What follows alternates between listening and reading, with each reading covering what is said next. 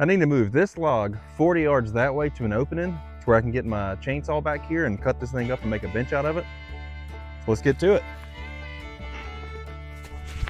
Ugh.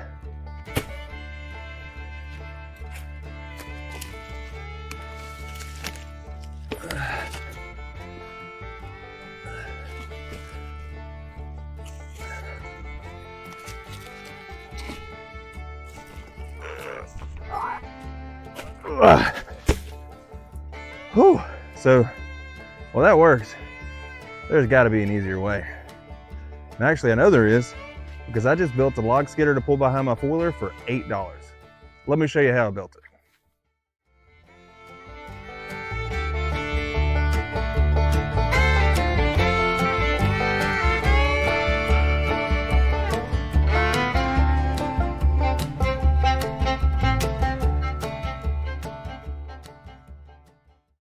Okay, so here it is, the finished $8 log skidder. Now, I know if I say this thing only costs $8, you're thinking there's no way you can do that.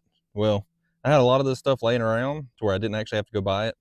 So this wood here is actually from a pine tree I cut down in my yard, and then I used my chainsaw just to cut rough boards out of it, and then used a planer to plane it down to 2-inch boards, and then used a table saw to rip it into what you see here.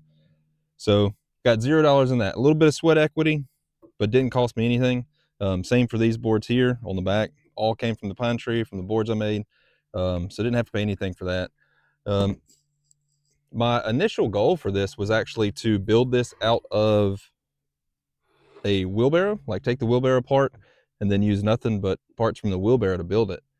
It turns out the wheelbarrow was actually in such bad shape that I couldn't use a lot of the parts I was wanting to use. The plan was to use the wheels and the axle off the wheelbarrow just because they're a little more beefy.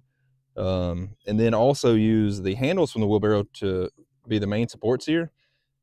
Those broke, the tires were flat. I didn't want to spend any money on wheelbarrow tires, so I had a wagon from a couple years ago where I actually took the back axle off and put a wheelchair motor on it to motorize it for taking it to the beach, and I'll drop a clip of that in here as well. It's pretty cool.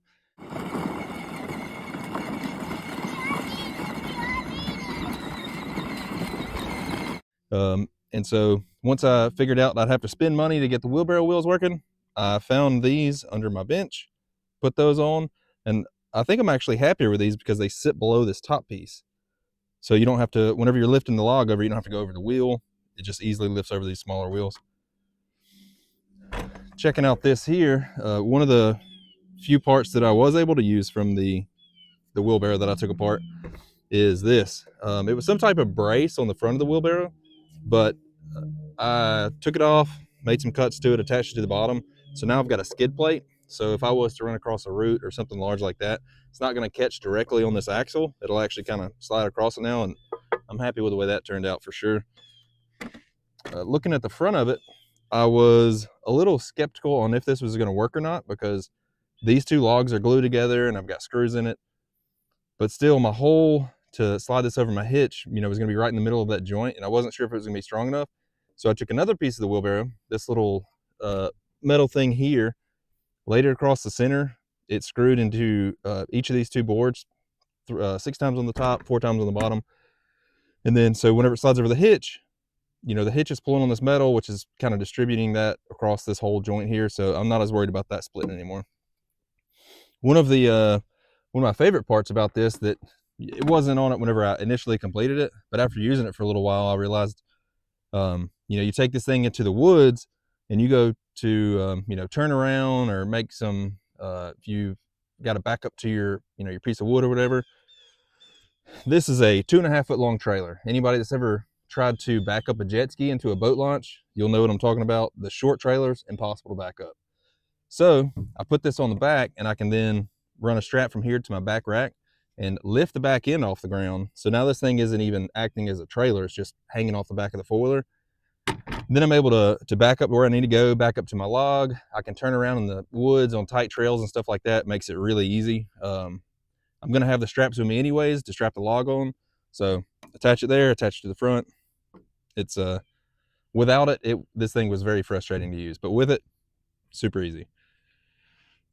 What else we got here?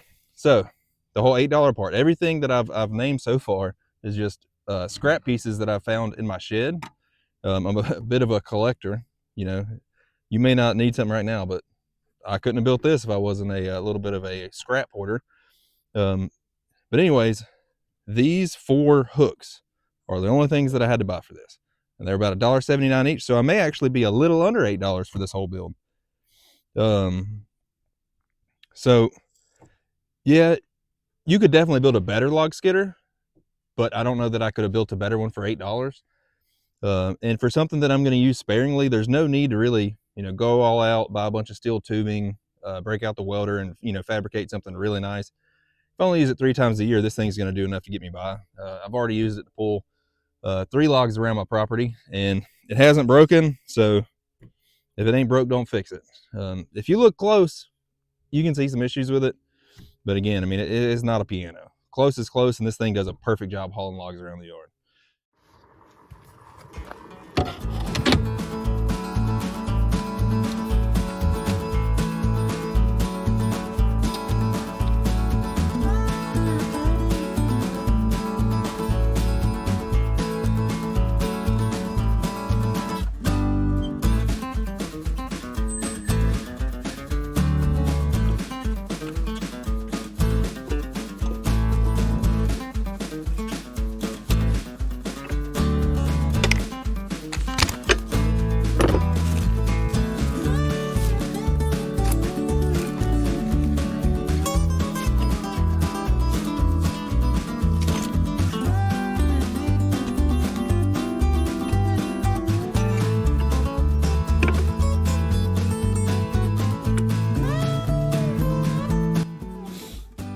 Found that these straps that don't have the ratchet on them are so much easier to use for this because it's such a short distance.